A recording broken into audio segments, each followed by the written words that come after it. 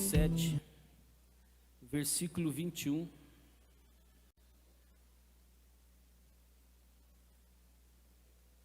Mateus capítulo 7, versículo 21. Você pode ficar sentado, tá bom? Vou quebrar seu galho. Vou quebrar seu galho. Mas você possa ter muita atenção a essa palavra. Talvez você já tenha até lido essa palavra, né? Você já tenha até estudado essa palavra. Mas eu tenho certeza que Deus tem algo também novo, apesar das leituras que você fez, mas uma coisa nova ao seu coração, em nome de Jesus. Diz assim: nem todo o que me diz Senhor, Senhor, entrará no reino dos céus, mas aquele que faz a vontade de meu Pai, que está nos céus. Muitos, naquele dia, vão me dizer: Senhor, Senhor, nós não profetizamos em seu nome, e em seu nome não expulsamos demônios, e em seu nome não fizemos muitos milagres?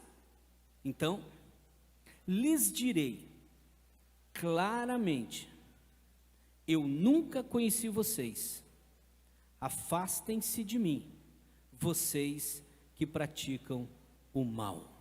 Amém?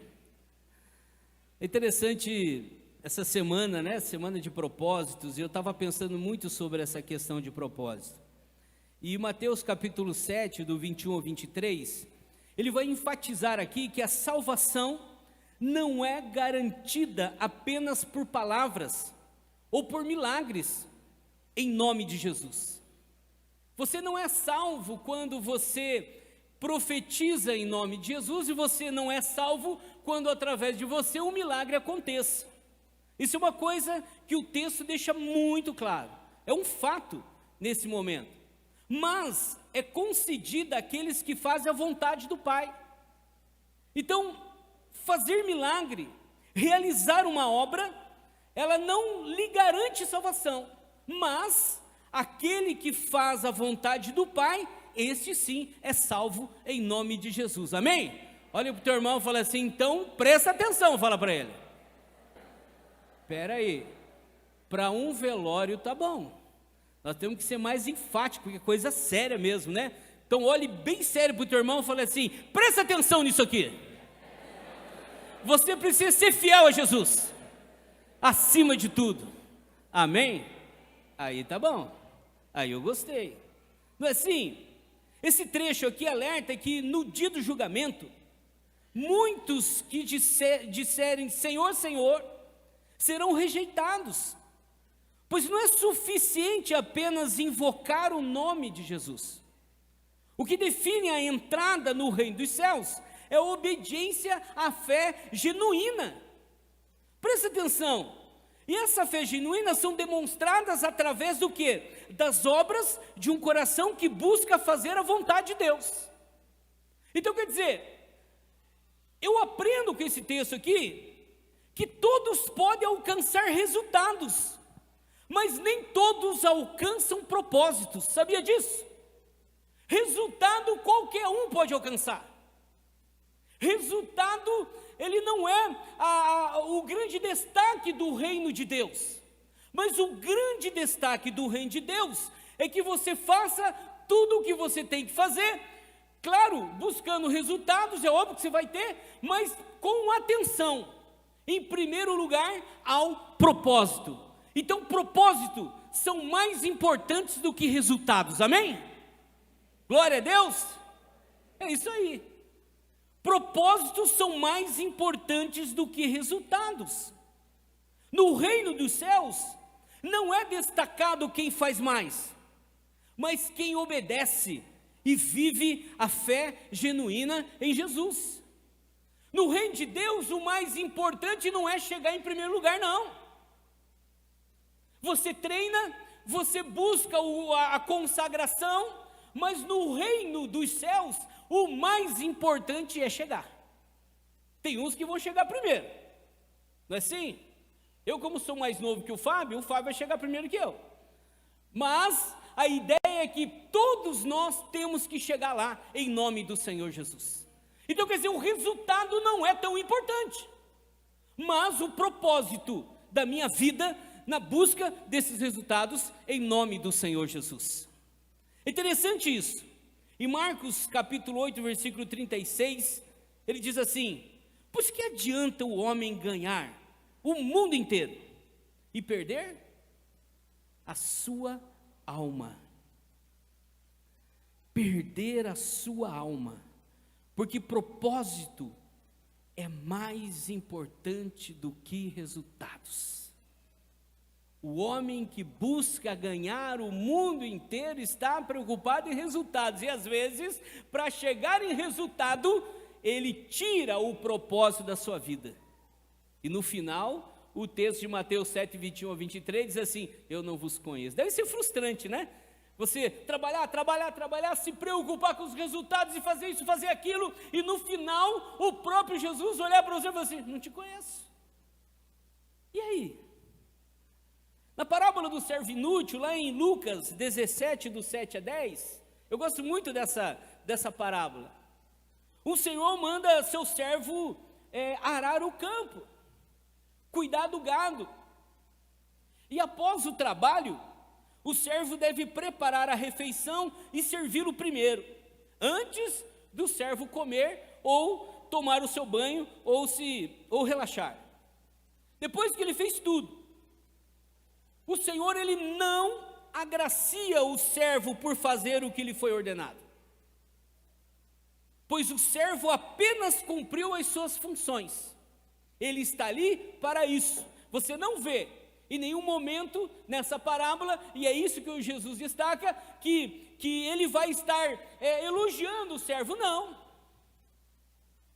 E aí ele diz assim, que os seguidores dele, os seguidores de Jesus, devem dizer assim: somos servos inúteis, fizemos somente o que devíamos fazer. Uau! A ideia que Jesus está dizendo aqui é que as obras que nós fazemos não são importantes para a nossa salvação, ou melhor, não nos levam à salvação. Elas fazem parte de um processo, mas o mais importante é agradar o Senhor. O mais importante é trabalhar, é fazer aquilo que Deus nos ordena, e nesse momento, entendendo que estamos debaixo de um propósito. E quando estamos debaixo de um propósito, nós podemos dizer com toda segurança: somos servos inúteis, fizemos apenas o que o Senhor tem nos ordenado. Amém? Esse é o sentido. O termo inútil não significa desvalorizar o servo, mas se enfatiza que o valor não vem das suas obras. O valor real do servo vem da graça de Deus, não dos seus próprios méritos, mas da graça de Deus sobre a sua vida. O mais importante não é o resultado esperado pelos homens, mas o propósito de ser fiel em tudo, em nome do Senhor Jesus. Amém? Eu vou dar mais uma chance para vocês ficarem mais avivadinhos, né? Amém? Amém. Oh, glória a Deus, é isso aí, não é? Veja lá em Mateus 7, do versículo 1, o verso, Mateus 7, ele trabalha uma coisa muito importante. No versículo 1, ele trabalha algo excepcional. Ele diz assim: não julguem, para que vocês não sejam julgados, pois com o critério com que vocês julgam, vocês serão julgados, e com a medida com que vocês estiverem medidos, vocês também serão medidos. Porque você vê o cisco no olho do seu irmão, mas não repara a trave que está no seu próprio. Ou como você dirá ao seu irmão: deixe que eu tire o cisco do seu olho, quando você tem uma trave no seu próprio. Hipócrita, tire primeiro a trave do seu olho, então você verá claramente para tirar o cisco do olho do seu irmão. Não deem aos cães o que é santo, e nem joguem as suas pérolas diante aos porcos, para que estes não as pisem com os pés, e aqueles voltando-se não estraçalhem vocês. É interessante que o mais importante não é o resultado esperado pelos homens ou aquele que você planejou. Mas se você é chamado para alguma coisa, você precisa entender que o mais importante é o propósito. Porque quando você coloca propósito nas suas ações, a Bíblia nos ensina que o Senhor traz o resultado eficaz para as nossas vidas, amém? Não é a preocupação de chegar no final e falar assim, eu preciso apresentar isso, aquilo, dados específicos, crescimento, não. Mas o importante é o propósito. No final, o nome do Senhor tem que ser glorificado para a honra e para a glória de Deus. Olha o que eu entendo nesse texto. Nesse texto de Mateus, capítulo 7, versículo 21 a 23, ele trabalha essa ideia de que existem algumas coisas importantes que precisamos dar atenção, mais do que outras. Se você perceber, nessa parábola que Jesus conta, o servo que queria ir para o céu, ele chega atrasado, não é assim? Então fala para o teu irmão assim, não chega atrasado no culto não, irmão, que a porta pode fechar, não é assim? Segundo, ele encontra a porta fechada, mas aí vem um argumento, e o primeiro argumento dele é, ei, Senhor, eu preciso entrar. Jesus fala, não. Ele fala assim, mas eu preciso entrar, você tem que entender que eu preguei em teu nome, eu anunciei em teu nome, eu fiz milagres em teu nome, as pessoas foram curadas em teu nome. Mas aí no final Jesus diz assim, eu não vos conheço.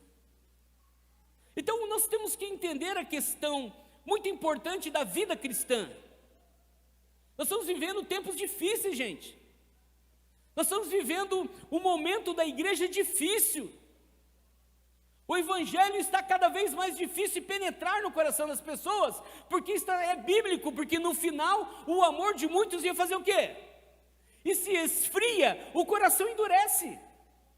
A palavra é difícil de penetrar. E nós cristãos precisamos entender que não podemos cair nesses erros. Precisamos buscar aquilo que o Senhor manda para as nossas vidas de uma maneira eficaz, para que não tenhamos o mesmo fim daquele servo que colocou os resultados acima dos propósitos. E para que eu entenda isso, eu preciso ter algumas posições importantes. E uma delas, Mateus 7, do 1 a 6, ele coloca, primeiro, relacionamento.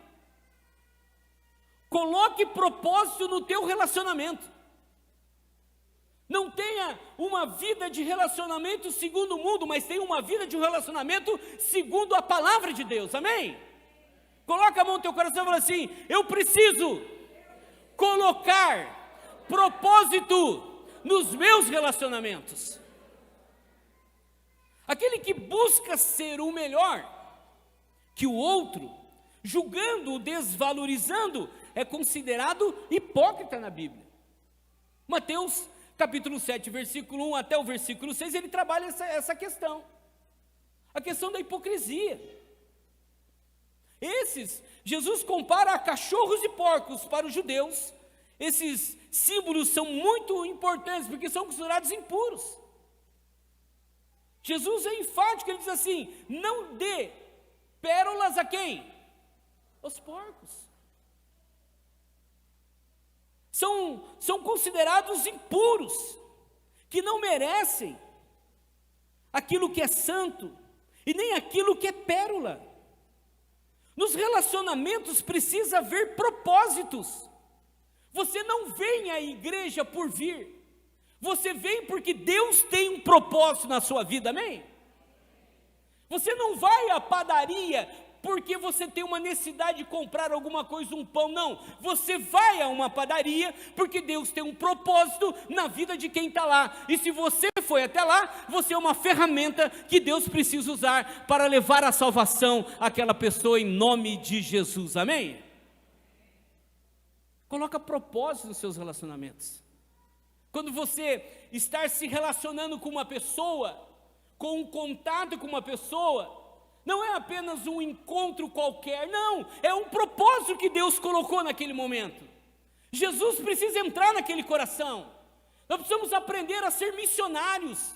Você vem à igreja com um propósito definido por Deus, em nome do Senhor Jesus. Igreja não é o lugar para você bater ponto, mas a igreja é o lugar de você definir propósito para a sua vida, em nome do Senhor Jesus, amém? Quer dizer, coloca propósito no teu relacionamento, para que você possa colocar propósito nos seus relacionamentos, você precisa desenvolver a sua vida, você precisa treinar, para que os seus relacionamentos realmente consigam alcançar os propósitos que Deus definiu na sua vida. E treinar é uma coisa muito interessante. A melhor estratégia de desenvolvimento de relacionamento é na igreja. Sabia disso? Igreja é um lugar de desenvolver relacionamentos. Você está em um lugar onde você ama aquelas pessoas, amém? Fala glória a Deus. Quem ama as pessoas que estão aqui, levanta a mão. Oh, aleluia, né? É fácil, né, meu irmão? Você vai no lugar onde é gostoso, no lugar onde é agradável, onde as pessoas são queridas com você, as pessoas te amam. Lugar de relacionamento, Deus vai desenvolvendo esse amor no teu coração, através do relacionamento com seus irmãos. Agora, a igreja também é o lugar de desenvolver aquilo que muitas vezes nos machuca. Às vezes nós chegamos na igreja e encontramos pessoas que nos machucaram. O que você faz nessa hora? Você dá um glória a Deus? Qual é a posição de um cristão para desenvolver um relacionamento eficaz para agradar a Deus nesse momento com aquelas pessoas que machucam? É um grande treinamento para que possamos entender que relacionamento precisa haver propósitos, não só com as pessoas que nós gostamos, mas com as pessoas também que nos machucam. É o momento de nós olharmos para nós mesmos, engolirmos o nosso ego muitas vezes, as nossas razões, porque cristão não tem razão, cristão tem Cristo, amém? A razão é de Cristo, não é nossa.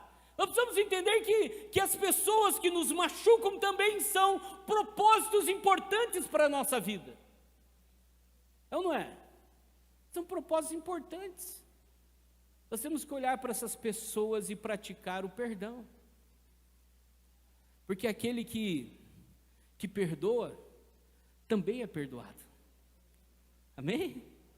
Ele diz assim, não adianta você ficar olhando, né, o cisco no olho do teu irmão. Olha a trave que você tem no seu olho. Comece a praticar o relacionamento também na área difícil de se encarar. De cura, de libertação, de perdão, liberação de perdão, né? A questão de pedir perdão e receber perdão. É um relacionamento, você está treinando a tua vida. Igreja é um lugar de treinamento, de desenvolvimento de dons, de capacitação de líderes, visando o crescimento espiritual dos membros, cumprindo a missão de Deus, envolvendo não só no ensino bíblico, mas também nas habilidades práticas. Quem aqui na igreja chegou e encontrou habilidades que nunca imaginava que poderia ter, e o Senhor foi lá e despertou em você, te chamou para uma missão importante, e aqui você se encontrou em Jesus, porque a igreja é o lugar de desenvolver habilidades, de entender os propósitos de Deus para a sua vida. A igreja treina, ela treina a espiritualidade, é ou não é? Quando eu morava aqui em Bandeirantes, morava aqui no prédio, era 4 horas, 3, 4 horas da manhã, a gente acordava com alguém lá embaixo gritando, aleluia! Quem que era? Era a Sueli, né? Ela ia nas vigílias e acordava o pastor gritando, glória a Deus e aleluia, né? Gritava, aleluia, é ou não é, Sueli? Você desenvolve a sua espiritualidade, você se torna mais próximo de Deus, a igreja aprofunda a sua fé, a oração, o conhecimento da palavra. A igreja treina a liderança, desenvolvimento e habilidades como comunicação, solução de conflitos, gestão de equipe, tomar de decisões para os ministérios. Você então é desenvolvido pelo Espírito Santo, treinado na academia do céu, que está locada na igreja de Cristo, em nome do Senhor Jesus. Você também, você coloca propósitos nos ministérios e serviços, capacitação para atuar, por exemplo, em diversas áreas da igreja, lugares que você nunca imaginou estar, Deus te coloca lá, Deus te desenvolve isso, te trabalha a sua habilidade, caráter e discipulado. A igreja é um lugar de tratamento de caráter, é um lugar de discipulado, né? De aprendermos mais do Senhor, de olharmos para nós mesmos. O texto é muito claro, olha para você, tira a trave do teu olho, porque da mesma maneira como que você julga o teu irmão, você será o quê? Julgado. Então o caráter de discipulado trabalha a ideia de que o cristão precisa buscar uma formação excelente espiritualmente na presença do Senhor. Você não é um qualquer um, você é lavado e remido pelo sangue do Cordeiro, treinado pelo Espírito Santo e enviado para a missão em nome do Senhor Jesus, amém? Uma coisa que eu sou apaixonado, a igreja também impacta a comunidade. Eu gosto dessa situação, eu gosto de ver pessoas, eu gosto de conhecer pessoas. De Cambará, eu já conheci todo mundo, mas também Cambará, você dá 10 minutos, você conhece a cidade inteira, né? Que é grandona lá, né? O Fábio conhece muito bem. Mas eu gosto de estar com pessoas, eu gosto de dizer para as pessoas que tem uma igreja que vai impactar a vida delas, e que tem um Jesus que pode mudar as suas histórias. A igreja é isso, a igreja ela levanta com estratégias para evangelismo, para missão, para encorajar as pessoas para ir às comunidades, torna a igreja relevante. Nós somos chamados para ser treinados na igreja. Você treina relacionamento na igreja, você coloca propósitos nos seus relacionamentos, participando da igreja, estando se envolvendo com seus irmãos. Agora, também é um lugar de ressignificação. Essa é uma palavra que tem mexido muito o meu coração. Eu comecei a ler um livro chamado Voo das Águias, e aí é um livro de testemunhos, são 34 mulheres que testemunham a maneira como Deus tratou, ensinou-as a crescer na fé, a vencer os seus obstáculos. E um dos testemunhos me chocou muito quando veio essa palavra, ressignificar. Ressignificar é importante, porque ressignificar é o segredo que está dentro da igreja, é dar valor àquilo que você não dava valor, é olhar para as coisas que você desvalorizava, mas olhar para elas de novo com um valor diferente, impactante para as nossas vidas. Deus usa a igreja com um propósito de ressignificação. Deus é especialista nisso. Olha lá, em João 13, 14 a 15, Jesus diz assim: se eu, pois, sendo Senhor e Mestre, vos lavei os pés, também vós deveis lavar os pés uns dos outros, porque vos dei exemplo, a fim de que, como eu fiz, assim façais vós também. Na época de Jesus, lavar os pés era um serviçal secundário. Tanto que Pedro, ele tenta, né, desvalorizar esse serviço. Ele fala, não, Senhor, não lave meus pés, eu que tenho que lavar. Jesus olhou para ele e disse, se eu não lavar seus pés, você não terá lugar comigo. Ah, então lava o corpo inteiro de uma vez, me dá um banho então, né? Quer dizer, o valor, ele foi ressignificado com Jesus. Até Jesus lavar os pés era algo subalterno, sem valor, coisa simples. Era um servo inútil que tinha que fazer aquilo lá. Era uma pessoa secundária na sociedade.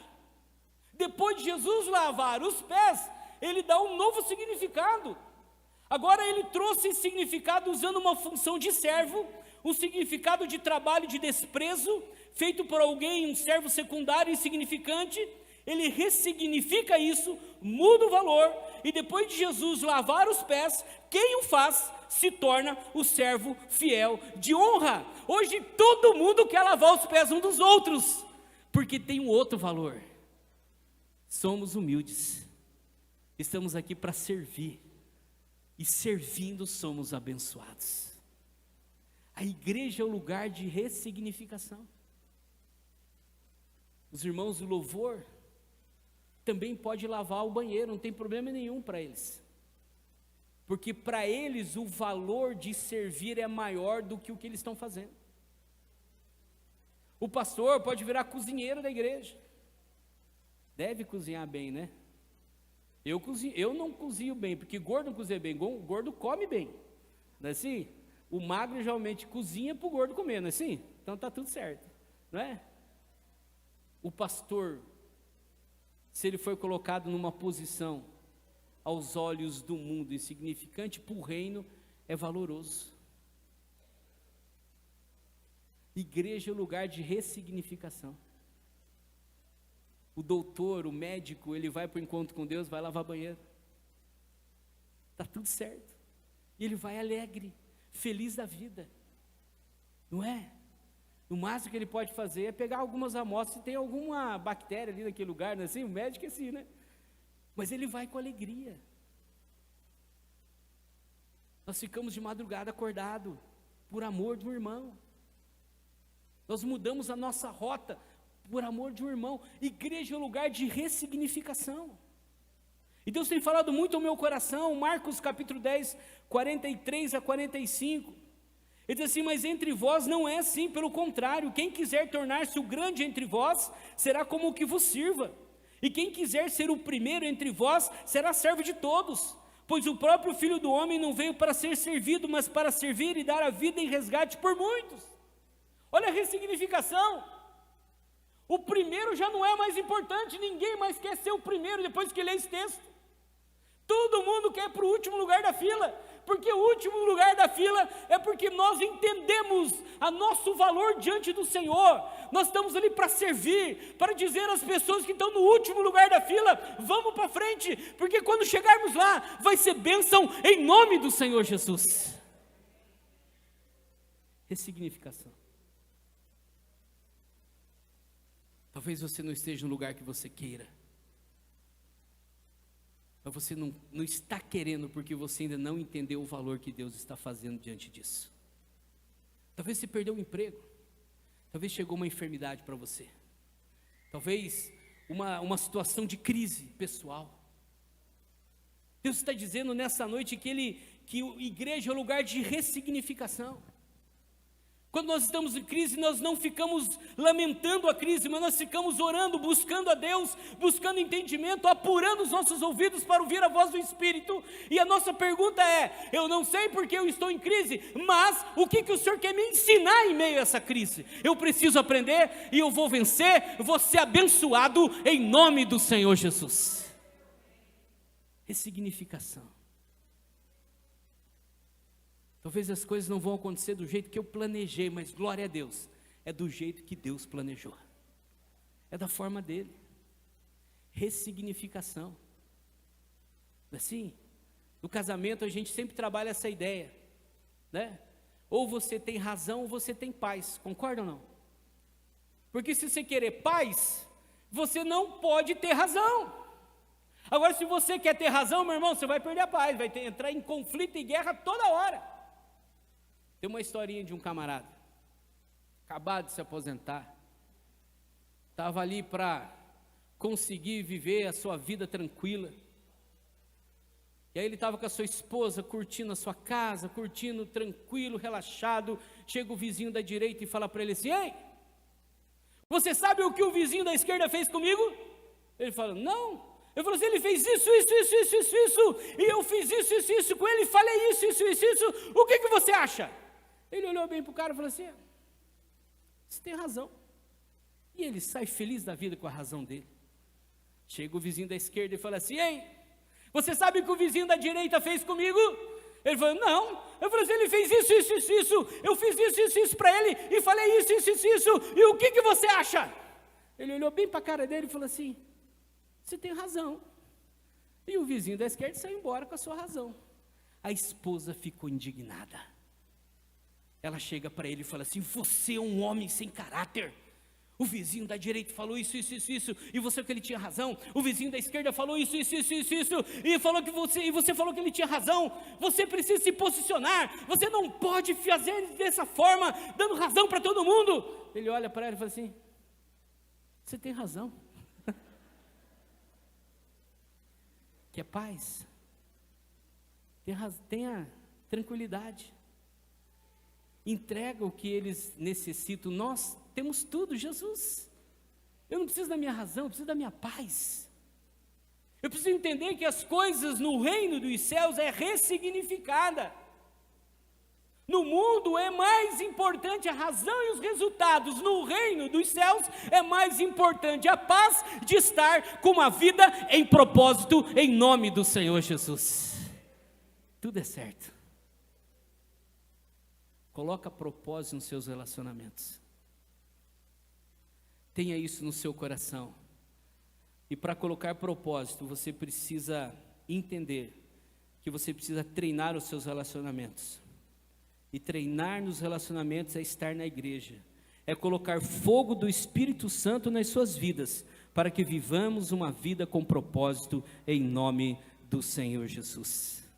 Isso é tão importante que o autor de Hebreus, ele destaca em Hebreus 10, 25, a importância. Ele diz assim, gente, ele está exortando o povo, gente, não deixe de congregar-vos como costumam alguns, antes façamos admoestações, tanto mais quanto vedes que o dia se aproxima. Ele está dizendo assim, nós não podemos perder tempo. Coloca propósito nos seus relacionamentos. Tem coisa mais importante para frente. Tem coisa mais importante do que embates, discussões. Tem coisas mais importantes do que discutir talvez situações inúteis. O mais importante é manter propósito nos seus relacionamentos, fazer com que os seus relacionamentos sejam produtivos nas mãos do Senhor, e aquele que se aproximar de você, possam ter o fogo do Espírito Santo neles, em nome do Senhor Jesus. Você pode dar um glória a Deus? Oh, aleluia! Coloca propósito nos seus relacionamentos. Você vai viajar? Fique atento, porque os encontros que você terá precisam conter propósitos. Você não vai encontrar pessoas por encontrar. Você vai encontrar porque Deus quer fazer maravilhas naquela vida, em nome do Senhor Jesus. Amém? Glória a Deus. Segunda coisa importante que eu aprendo com o texto, está lá no versículo 7 ao versículo 12 de Mateus capítulo 7.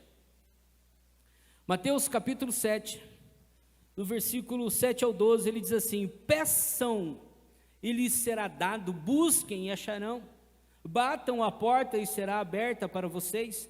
Pois todo o que pede recebe, o que busca encontra, a quem bate a porta será aberta. Ou quem de vocês, se o filho pedir pão, lhes dará uma pedra? Ou se pedir um peixe, lhes dará uma cobra? Ora, se vocês que são maus sabem dar coisas boas aos seus filhos, quanto mais o Pai de vocês, que está nos céus, dará coisas boas aos que lhe pedirem. Portanto, tudo o que vocês querem que os outros façam a vocês, façam também a eles, porque esta é a lei e os profetas. A segunda coisa, coloque propósito nas suas orações, amém? É isso que o texto está me ensinando.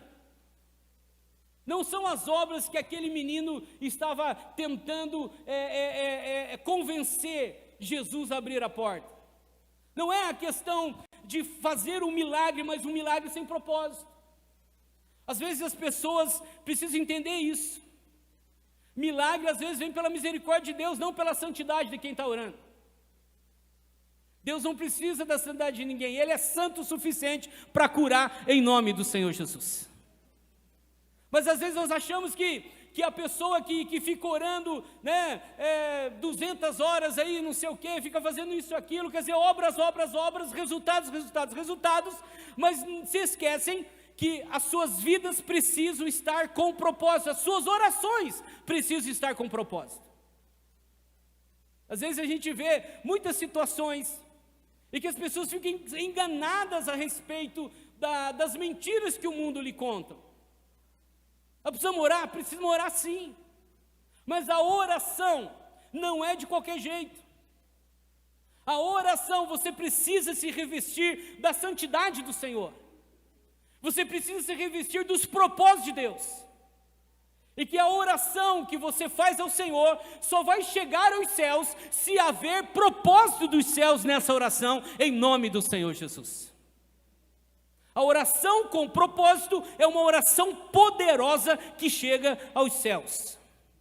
A ordem é clara: peçam e lhes serão dadas, batam e a porta será aberta. O que busca encontra. No versículo 12, Jesus destaca a ação de um pai com o filho. O pai sempre será bom para com seu filho. O versículo 12, ele trabalha essa ideia. Portanto, tudo o que vocês querem que os outros façam, vocês façam também, porque essa é a lei e os profetas. A ideia é que, se nós queremos algo diante do Senhor, precisamos viver isso. Não adianta você orar buscando alguma coisa em Deus, se os teus propósitos não estão definidos em Deus. Às vezes você ora para você ter um emprego quando você está desempregado, e aí você arruma um emprego e Deus te coloca no lugar de excelência, porque Deus é bom, amém? Só que quando você arruma um emprego, você já não deixa de vir para o culto, porque você está cansado, está exigindo muito de você, está exigindo um tempo exagerado, você está cansado com esse emprego, e você abandona a igreja, chega para o pastor, estou muito cansado, não posso mais exercer esse ministério. O que não acontece, né, pastor? Só em Cambará, né? Não consigo fazer isso, está muito desgastante. Você não recebe porque você não pede, mas o não receber está relacionado na falta de propósito. Deus já sabe o que você vai fazer com aquilo que Ele vai te dar amanhã. Então se preocupe que aquilo que você quer esteja sendo colocado para a honra e para a glória de Deus. O que o Senhor me der vai ser para o teu nome ser glorificado. Custe o que custar, eu estou colocando propósito nas minhas orações. Você precisa ter intimidade, você precisa colocar propósito nessa oração, seja em Deus o que você gostaria que Deus fosse em você. Oração não é simplesmente pedir, mas é estar na presença do Pai com propósitos bem definidos em nome do Senhor Jesus.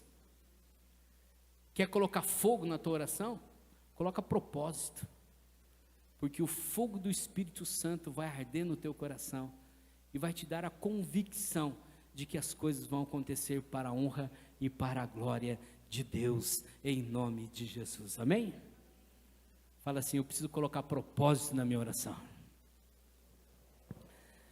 Terceira e última coisa, só entra na porta certa quem vive com propósito. Perceba que o texto de Mateus 7, 21 até o 23, está cercado por ações, com pessoas com propósitos.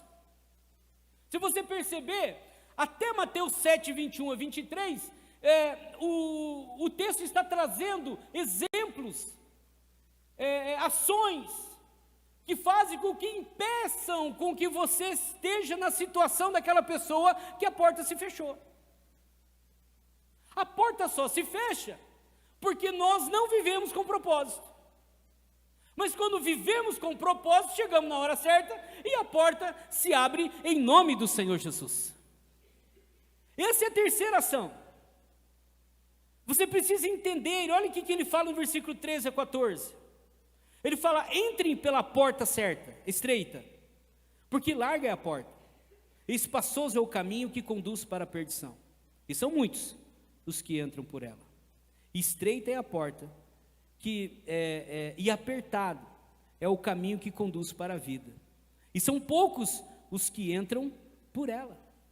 A terceira ação é entender que só entra pela porta certa quem vive com o propósito certo. Coloca propósito nas suas intenções de entrar para o céu.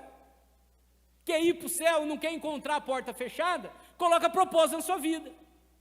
Entenda que as coisas precisam acontecer de maneira transformadora na tua vida, porque viver com propósito é trazer para a vida somente aquilo que Jesus me oferece, e rejeitar tudo aquilo que Jesus não oferece. A porta larga são para aqueles que acham que tudo pode, acham que nada tem a ver. São pessoas cheias de cargas extras, que realizam, alcançam resultados, mas por levarem cargas extras, serão reprovados. E Jesus ainda vai dizer: não vos conheço. Agora, a porta estreita não comporta cargas extras.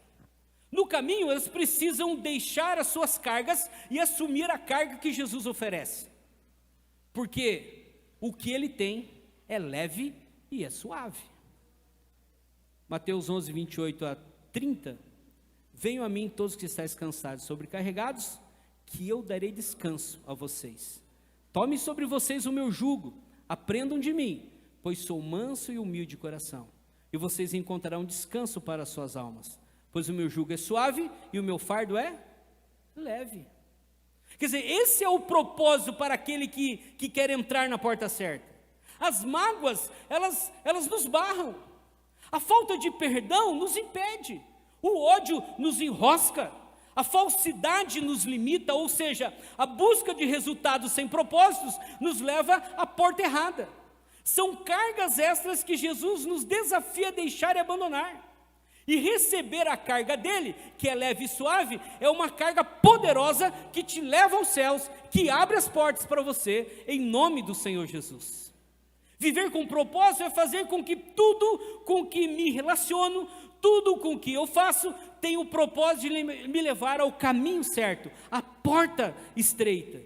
Para isso, nós precisamos de abandonos.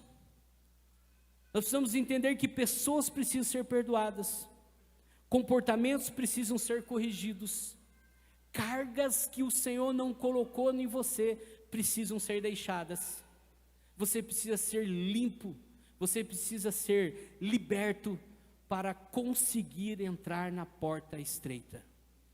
Porque porta estreita só passa aquele que recebe a carga do Senhor Jesus e abandona a carga deste mundo em nome do Senhor Jesus. Talvez esse texto pudesse ser lido e a partir desse texto surgir uma pergunta para você mesmo.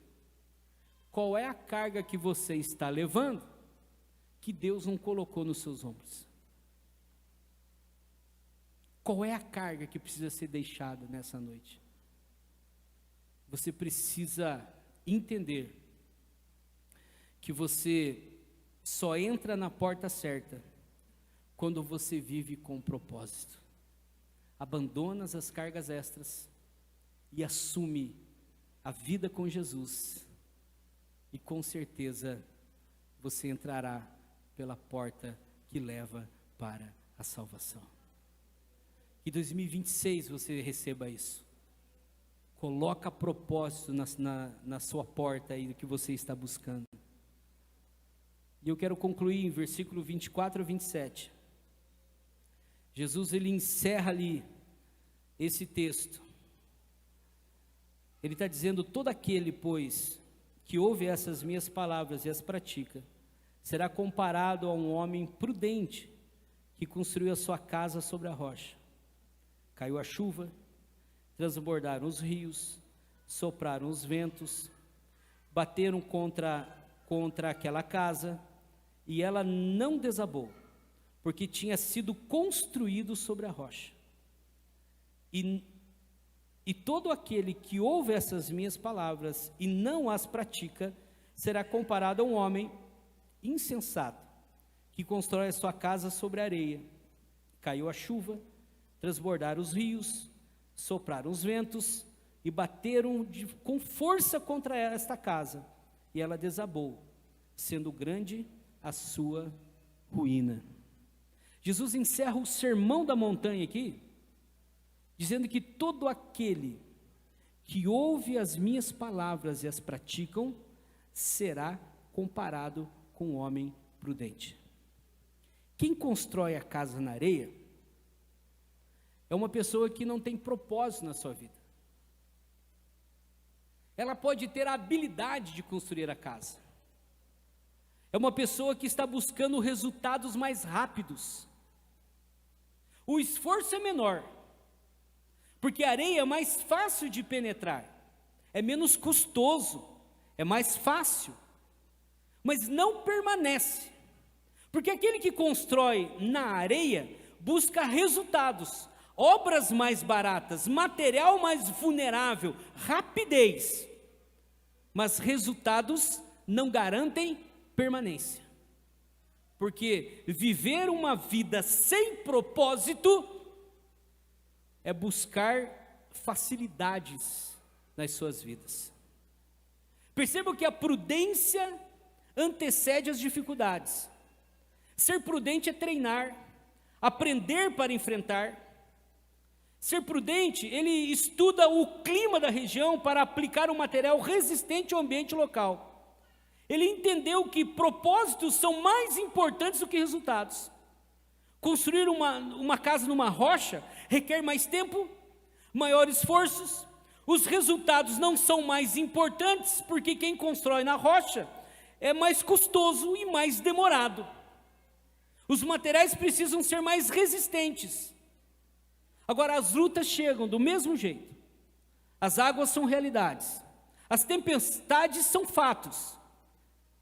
Só permanece firme aquele que se preparou, alcançou o propósito, construiu sua casa na rocha para permanecer diante das desventuras. Todos podem construir uma casa, mas só aqueles que têm propósitos permanecem firmes. Resultados cansam e nos derrubam. Propósitos nos treinam e nos salvam em nome do Senhor Jesus. Jesus, ele dá uma aula para nós. No capítulo 7, versículo 21 e 23, ele fala assim: isso aqui não deu certo, porque colocou resultados acima de propósitos. Eu não vos conheço. Esse é o resultado final. Mas em todo o capítulo 7, ele vai colocando ações que nos ensinam a fugir desse final desastroso do versículo 21 a 23. Aquele que tem propósitos, as portas estão abertas. Aquele que tem propósitos, eles realizam as obras com propósito, e o Senhor os conhece, em nome do Senhor Jesus. Que em 2026, você possa entender que propósitos são melhores do que resultados.